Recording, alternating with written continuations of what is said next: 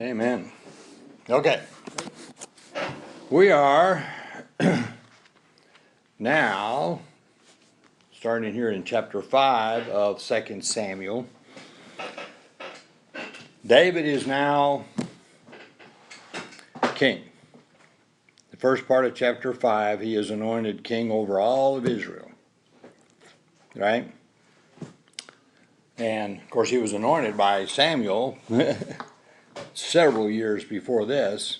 Right? And he was in, as it tells us here in verse 3, all the elders of Israel came to the king at Hebron, and King David made a covenant with them before the Lord at Hebron, and they anointed David king over all Israel. He was 30 years old when he became king and reigned 40 years. Okay? Then he reigned over Judah 7 years, 6 months, and in Jerusalem he reigned 33 years over all Israel and Judah. A couple of interesting things there. 40 years, he was 30. He reigned for 40 years, so he lived to be 70. Pretty old in those days, right? And at the end there, 33 years over all Israel in Jerusalem, right?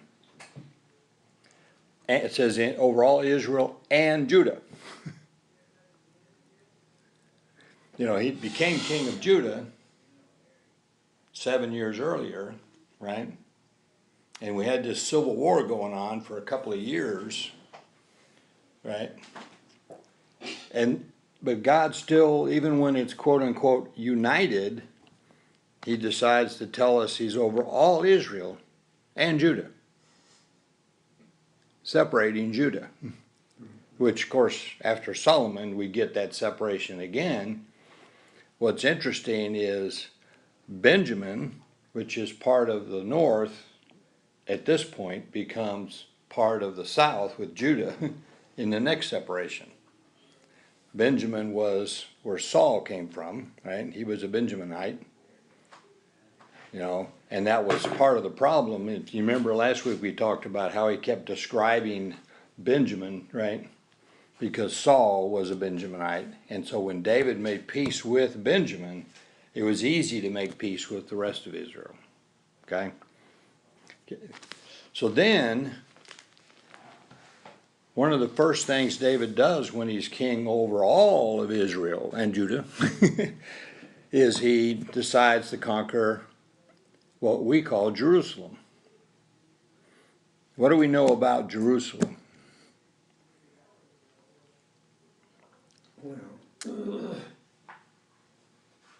My first question is, why would somebody else be in Jerusalem? The Jebusites are controlling and living in Jerusalem, in the middle of Israel, right? 400 years ago, they came and conquered, and they took Jerusalem and quote-unquote burned it, but didn't keep it. And the Jebusites just moved back in and rebuilt it. And apparently they had tried to conquer it again and had not been successful. Of course, now they're having problems with all their neighbors. They rebuilt Jerusalem after they had been captive in Babylon? Yeah, but that's later. Yes, but that's later. That's 400 years after this. We're right about 1000 BC right now, time frame. Okay? And Jerusalem is destroyed in 587 BC. And then, after they come back and they rebuild, etc. Okay? So, but it seems so odd to me that the Jebusites are living in Jerusalem, right in the middle of Israel. And of course Israel is preoccupied with battles with the neighbors. Right now, predominantly the Philistines. Right? But they're always fighting somebody. The Ammonites, the Moabites, right? The Amalekites. But David says we're going to go take Jerusalem. Do you remember the first reference to this city in the Bible? Oh, no. I don't. Okay. How about when Abram, later called Abraham, has the battle with the 5 kings, and then comes back, right, and he visits the king of Salem called Melchizedek. Remember that? That's Jerusalem. At the time was called Salem. So it was at that time occupied by God-fearing people. And Melchizedek was the king and priest. Right? And Abram gave tithes to Melchizedek, right? And we have reference in Paul's writings, talking about being after the order of Melchizedek, right? With Jesus Christ. And David is following in that line as he takes control of Jerusalem. At this time is called probably Jebus, Jebus, right? But he takes it. That's the next thing he does, is conquers Jerusalem. And what does he call it? The city of David. And of course, later we hear Jerusalem called the city of David. But that becomes the official name, which is kind of normal for a king to conquer a city and then name it after himself. Even Alexander the Great, when he conquered Alexandria in Egypt and named it Alexandria, right? What he's doing way down there, I don't know. So we have now the city of David, and in verse 10, and David became greater and greater, for the Lord God of hosts, or God of armies, was with him. The actual Hebrew is really God of armies, the host of armies. So God, of course, is the God of all the angelic armies, right? He's the God of all the heaven, the stars, the earth, everything, and that's the implication, is this is the sovereign God of all. And what is he doing? He was with David. We got to give David a lot of credit in the way he just depended upon God and recognized God. Everything that he achieved, he gave God all the credit. Whether it's killing Goliath, right? The lion and the bear, the Philistines, becoming king of all Israel, etc. He's giving God all the credit. In verse 11, then Hiram, the king of Tyre, sent messengers to David with cedar trees and carpenters and stonemasons, and they built a house for David. Anybody know where Tyre is? It's on the coast. Yeah, it's on the coast. He's the king of Tyre and Sidon, which is right there, Phoenicia, right? And they were sea merchants, being there on the coast. They were constantly trading all over the place. And we have, again, the discussion about the cedars of Lebanon, right? They're not there now, are they? But that was a big deal then. They had a big cedar forest. Yeah. And they were specialists at cutting the trees and making, I guess cedar panels and all that stuff. And they came down, and built a house for David. Now, why do you think he decided it would be a good idea to come down here and make peace with David? Well, that was powerful. Obviously, he saw, 'cause everybody knew how the Jews got there, right? And they saw how God was with David. And how he was just, there wasn't anybody could stand in his way. Even Goliath, right? So he decides it's a good idea to make peace with David. And not only sends him messengers, he sends him all the skilled people to build David a palace. David's like, great, thanks, you know. David realized the Lord had established him as king over Israel and that he had exalted his kingdom for the sake of his people Israel. David wasn't made king for David. How many people run for public office today because of what benefit they think they're going to get? Versus how many want to see, how do I really help the people? You know, is there even 1 in 10 that runs to help the people? I don't know. I'd be surprised, I think. Usually there are people who say they're, you know, and they intend to be for the people, but then if they get in, things kinda go bad, Especially when they go to Washington, huh? yeah. Yeah, I saw a thing on Facebook not too long ago about how, what their personal wealth was when they went to Washington and what their personal wealth was now. Yeah. Not How did that happen? Not too many of them were millionaires before they went, but they're all millionaires whenever they leave there. Yeah. And they have their retirement. Well, that's not what Clinton said, he left poor. Yeah, $16 million in debt. I'll tell you a funny story.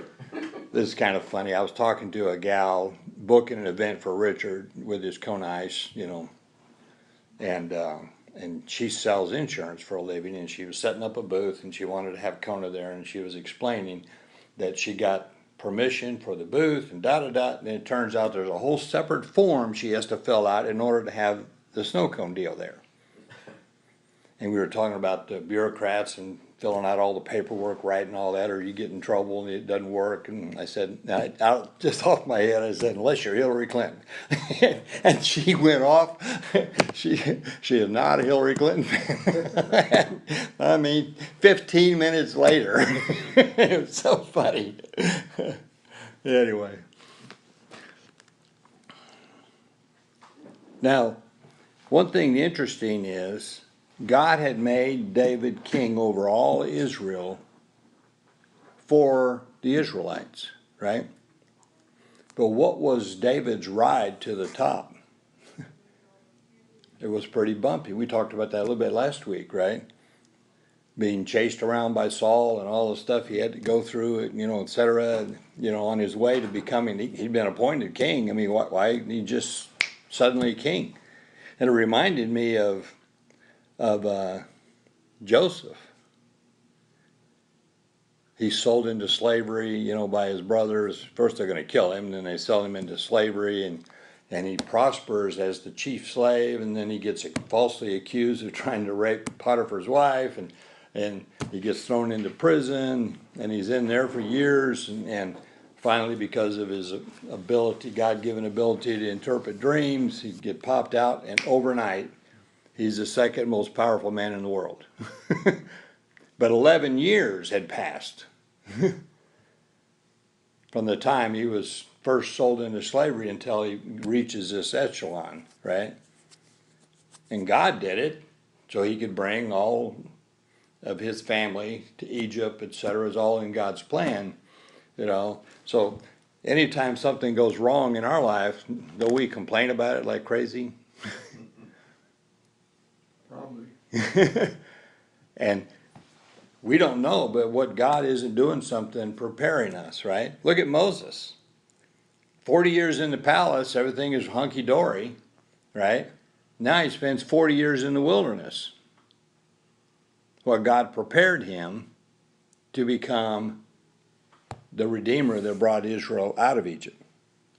He not only had to get his mindset right, he taught him all about the wilderness, right? So what did they do? They left Egypt and went into the wilderness. Ended up spending 40 years there. But somebody knew how to live in the wilderness because he'd been there 40 years. You know, we don't know what God's doing. So sometimes we just got to have a little faith that he does know what he's doing. And David seemed to have that, right? He had the opportunity to kill Saul several times, right? Said, no, he's God's anointed. I'm not laying my hand on him. When God's done with him, he'll be done with him. Then I'll become king. He already told me that. When it happens, it happens. All right? So at the age of 30, he finally becomes king at Hebron. He's 37 before he becomes king over all Israel. Right? Then we go on, David took more concubines and wives from Jerusalem, and after he came from Hebron, and more sons and daughters were born to David. So now, is it God's plan for David to have multiple wives? I didn't think so. No, according to Scripture, we know that God's plan is one man, one woman for life, right?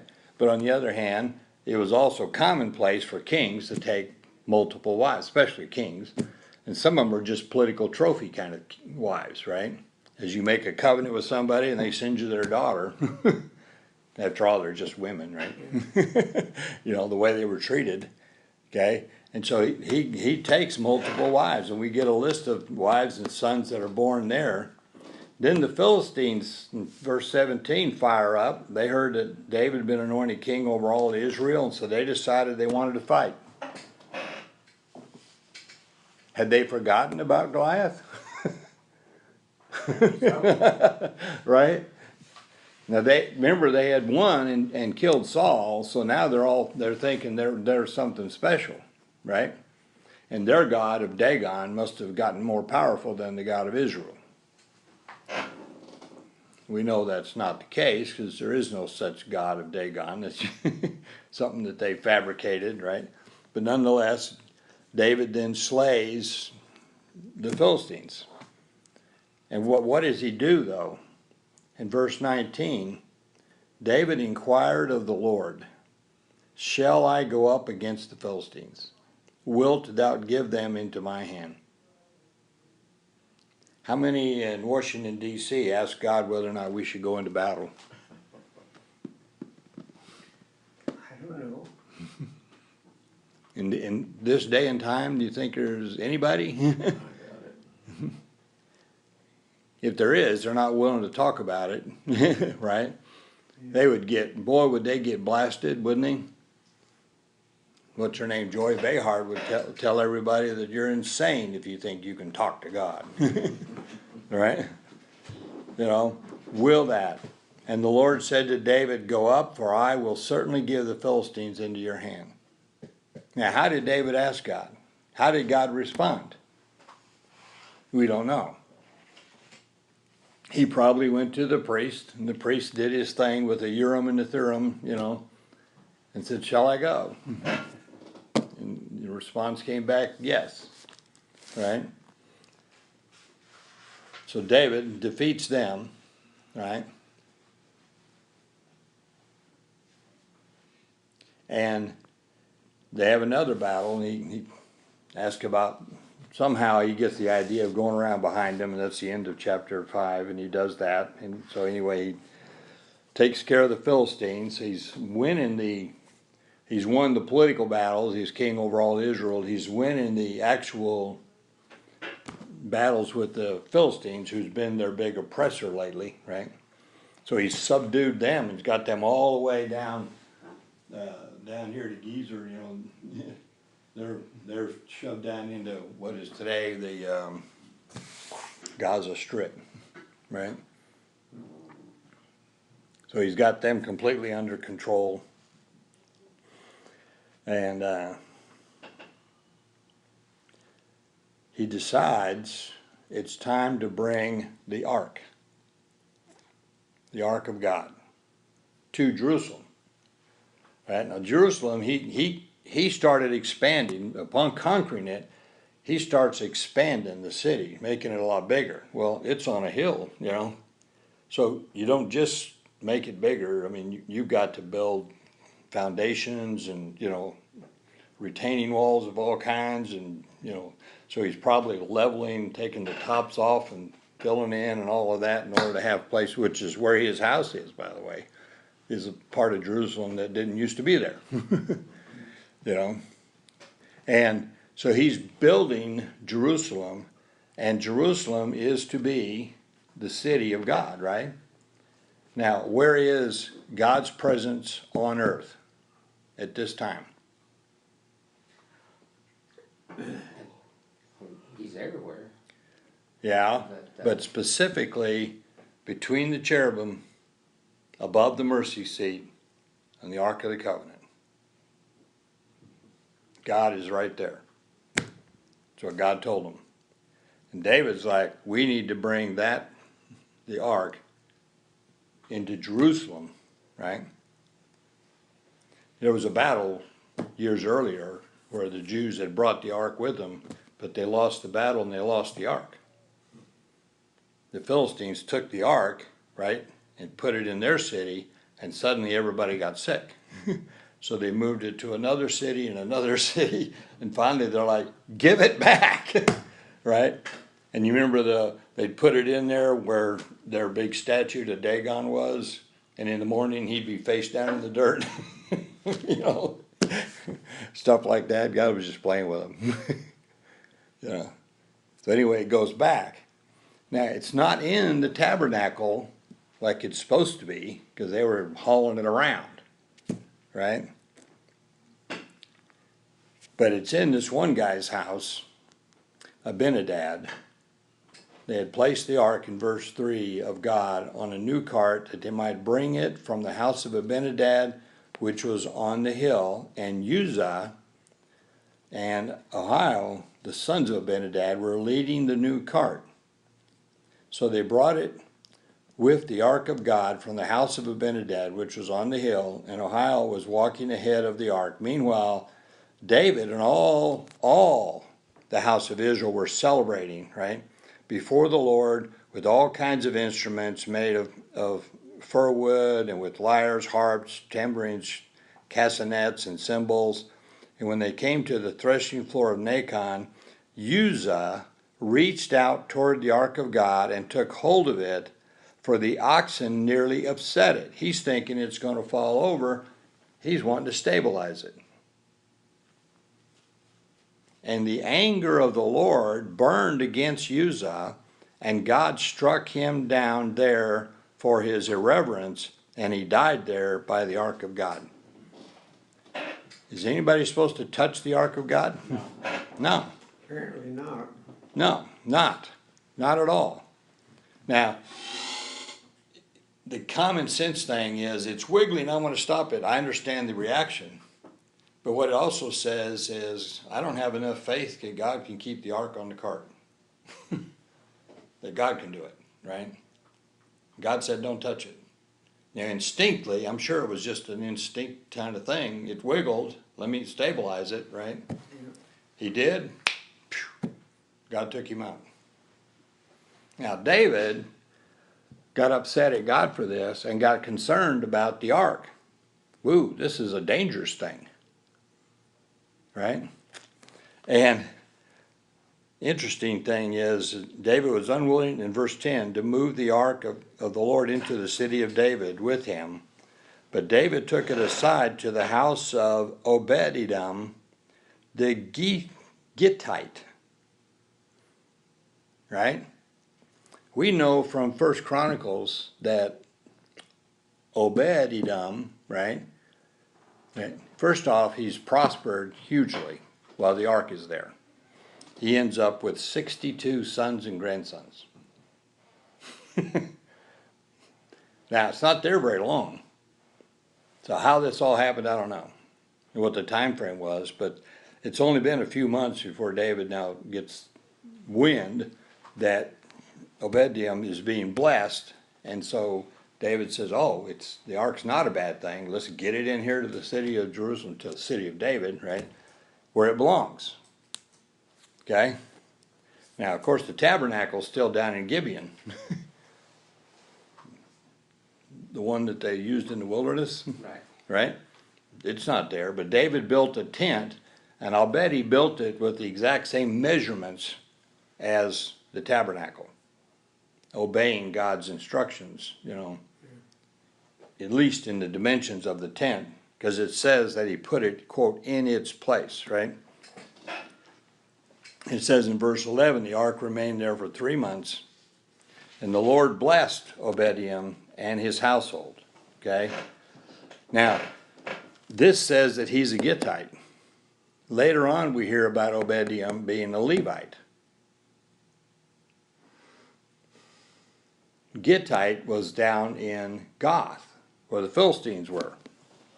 So was he a Philistine who had become, a Jew, or was he a Levite that was at one time living down here, or is it two different people? Nobody knows.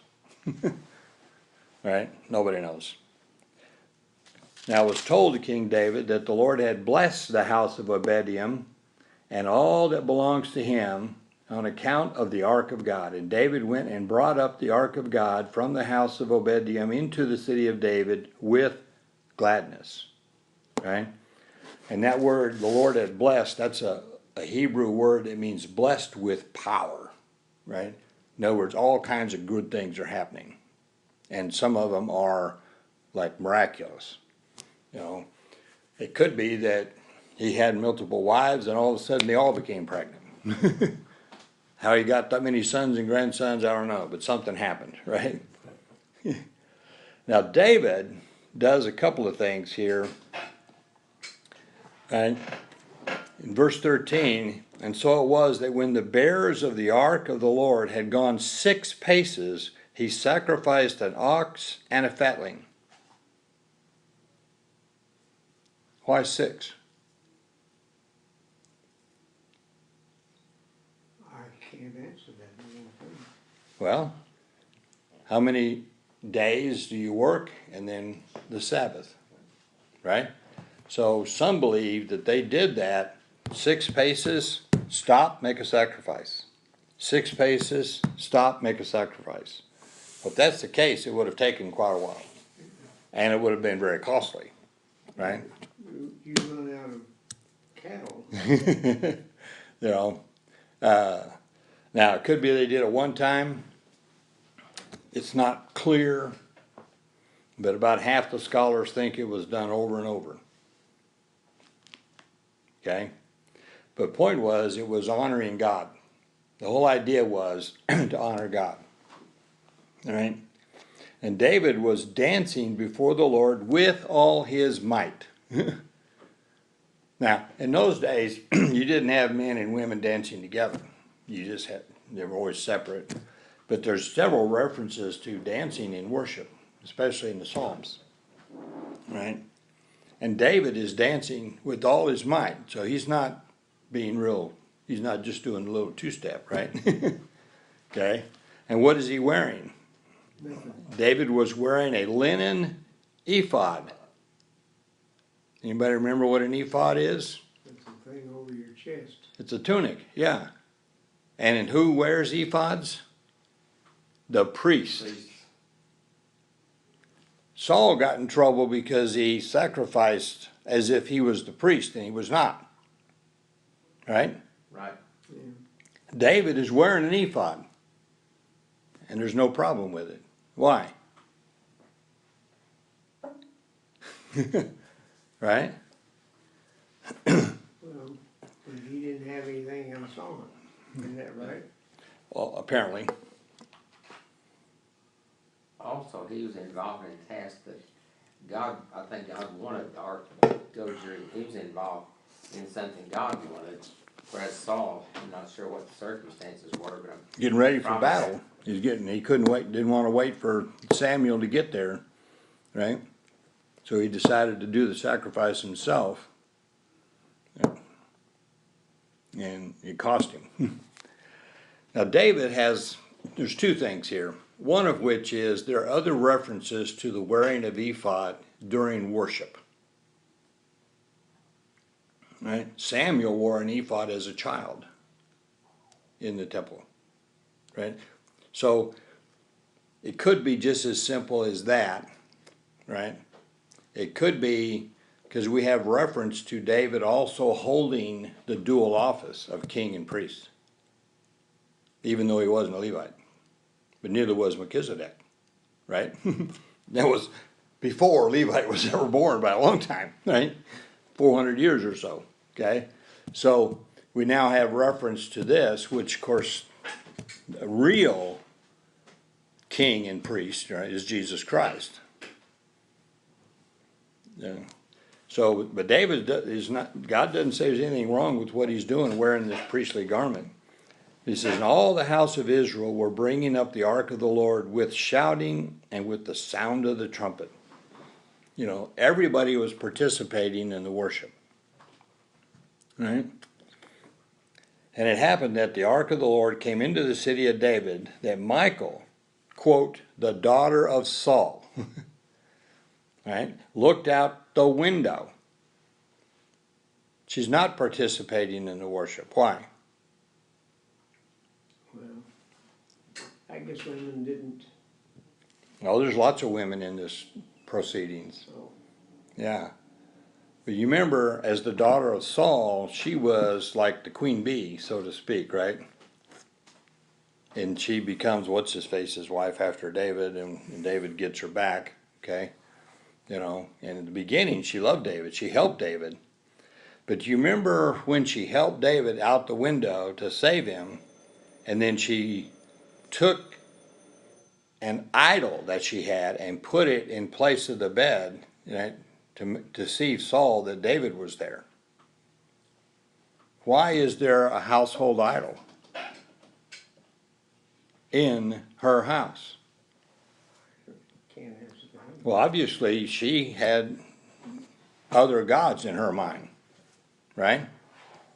And so that's still referenced apparently here. She's not participating in the worship. She's inside David's house looking out the window, right? Or wherever he had her housed. She's looking out the window.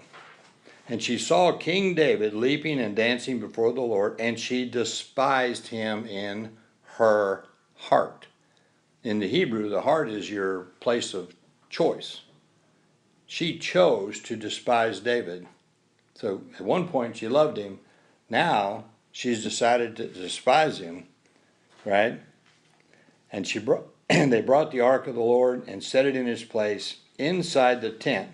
In its place. See, that's why I think David had set the tent up the right way, right? Inside the tent which David had pitched for it, and David offered burnt offerings and peace offerings before the Lord. So David is trying to follow God's pattern. Obviously, with Uzzah, you find out when you don't, what can happen to you. Okay?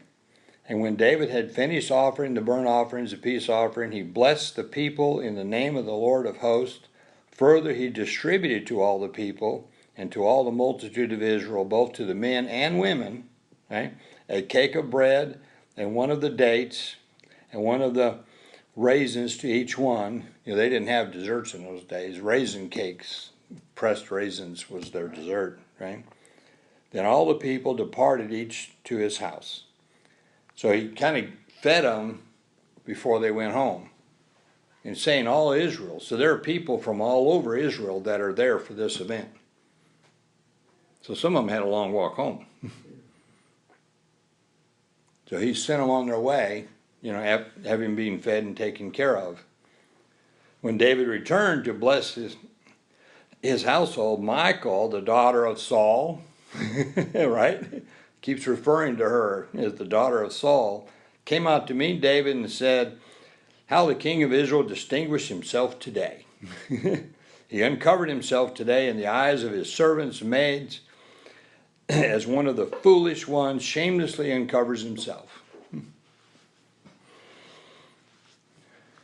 Now, if she was actually concerned about his attire, I mean, if she still loved David, she could easily have said, wouldn't this have been better to have a little more clothes on?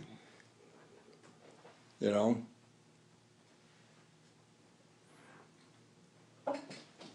But the fact that God tells us that she is, quote, the daughter of Saul, and that we know that she had these idols in her house, right?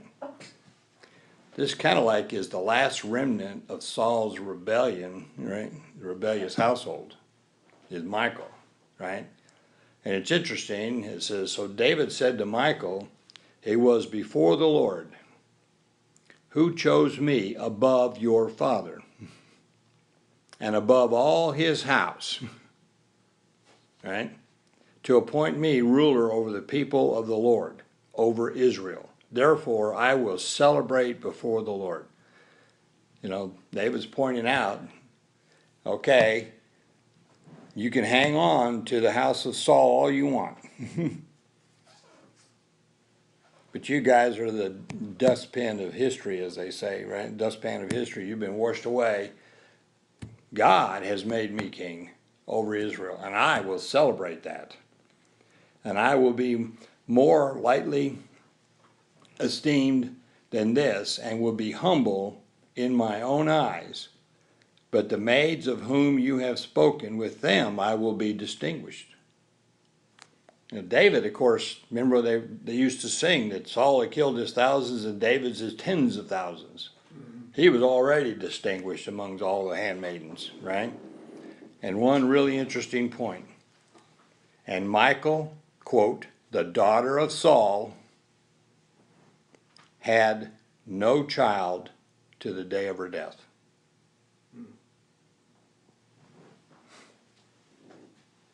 So her rebellious attitude cost her dearly, didn't it? In those days, to be childless, you know, was about as bad as it could get, Yeah. right?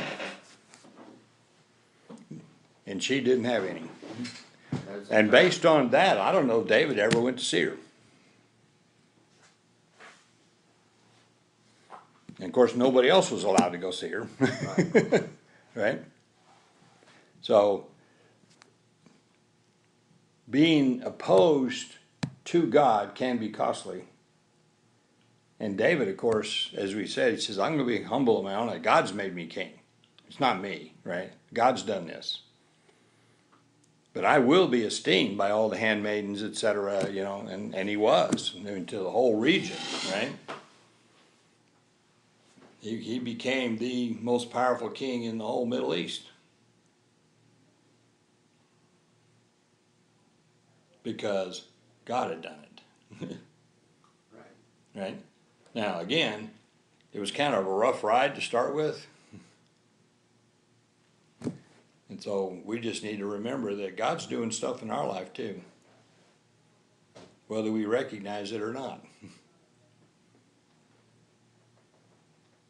And sometimes it can be rough, but there's a reason that he's either doing or allowing it, like in the case of Job, right? He allowed a lot of stuff to happen to Job. He didn't do it, but he allowed it. And then look at the story we have today as a result, you know, the end result with Job. Right. And so we can, again, put our faith in God, that God knows what he's doing, and he's doing what's best, even when our joints hurt. Well, the thing I don't like about the story of Job is Satan is the one that initiated that whole process. Because he basically, you know, not tempted God, but he, Actually, God's the one who said to Satan, check out my servant Job. yeah. And of course Satan And said, Satan turns around and says, oh, he's Yeah, only but- doing that because you're blessing him. yeah, The Lord said, not really. Go ahead and do what you think you need to do, and I'll show you. And so God let Satan injure Job in so many ways, right? But God's the one that brought up Job. And then allowed that to happen, and then restored Job to double, right? well, but in the process, He lost a lot. Suffered a he lot. lost all his children. 10 children. And Yeah. all his wealth, etc., the respect of his wife, you know, his friends. Why don't you curse God and die? You know. But Job never lost his faith in God. And that's the point. We deal with stuff, not as bad as Job. I haven't lost any children, let alone 10, or all of them, right? If I had financial setbacks, yeah, but like I say, I've never missed a meal. I don't have boils all over me. I got joints that give me aches and pains, but, right? Point is that God's in control. And when we feel like we don't quite get it, or we're not quite handling it, all we gotta do is say, God, give me more faith. Because all our faith comes from God. Just like His grace, right? All His grace comes from God. There's nothing, we don't bring anything to the table. It's all God. Key lesson to remember in life, right? This whole salvation thing, it's all God. Any other questions or comments? I think we missed the bell, we got 5 minutes to get to church. I see that. You better stop. We're at 41 minutes on this lesson.